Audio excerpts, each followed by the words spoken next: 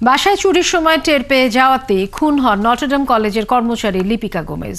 এ ঘটনায় দুজনকে গ্রেপ্তারের পর এক সংবাদ সম্মেলনে একথা জানান police bureau of investigation P B I. লিপিকার বাসা থেকে চুরি করা ৩০,০০০ টাকা দুই বন্ধু মিলে ভাগাভাগি করে নেয় বলেও জানায় পিবিআই। আরও জানাচ্ছেন নাদিয়া শারমিন। গেল 10 সেপ্টেম্বর রাতে সূত্রাপুর ঋষিকেশ দাস রোডের ৪র্থ তলার ভাড়া বাসায় মেলে নটরডেম কলেজের স্টাফ লিপিকা গোমেজের মরদেহ। ঘটনার তদন্ত করে এক সংবাদ সম্মেলনে পিবিআই জানায়, গ্রেফতার জুয়েল রানা ও তার বন্ধু নজরুল বাসাটিতে চুরি করতে গিয়ে লিপিকাকে খুন করে। পিবিআই ধারণ করা জিজ্ঞাসাবাদের ভিডিওতে দুই আসামিকে দোষ স্বীকার করতেও দেখা যায়। আমাদের কোনো মারার কোনো প্ল্যানিং ছিল না, আমাদের প্ল্যানিং ছিল চুরি। যাওয়ার পর গেট খুলে দিয়ে ওর ভিতরে আনছি, ভিতরে আনার পর আলমারি খুলছি। তো মহিলা কি করতেছিল তখন? ঘুমেছি।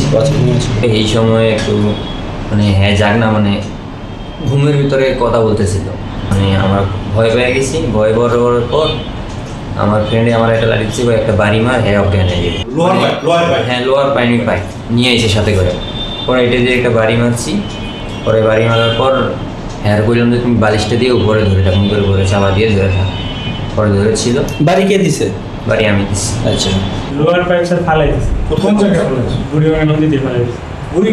পিবিআই জানায়, দুজনের আশা ছিল একা বসবাস করা লিপিকার বাসায় অনেক টাকা স্বর্ণালংকার আছে, কিন্তু হত্যার পর তারা পেয়েছে 26,500 টাকা, 2টি মোবাইল এবং ইমিটেশনের গহনা। এটা বস্তুত একটা ক্রাইম এগেনস্ট প্রপার্টির উদ্দেশ্যেই তারা ওই বাসায় ঢুকেছিল এবং পরিস্থিতির শিকার হয়ে তারা লিপিকা গোমেজকে তারা হত্যা করেছে। তাদের কাছ থেকে যে স্বীকারোক্তি তারা খুব স্বেচ্ছাকৃতভাবেই দিয়েছে এবং তারা ডেমনস্ট্রেশনও দিয়েছে যে কিভাবে তারা ওইখানে ঢুকেছে।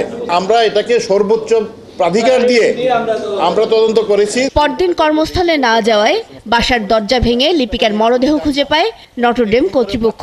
নিহতের স্বজনরা জানান, তাদের অনুমতি নিয়ে দরজা ভাঙা হয়েছিল। কলেজ থেকে আমাকে ফোন দিয়ে জিজ্ঞেস করছে যে লিপিকার নাম্বার তো আমরা কল দিয়ে পাচ্ছি না। তারপর আমি বাড়িতে ফোন দিলাম যে বাড়িতে আসছি কিনা, না বাড়িতে আসে নাই। ওরা মৃত্যুর কাছ থেকে চাবি মৃত্যুরে দিয়ে ঘর খোলাইছে, দেখছে যে এই অবস্থা।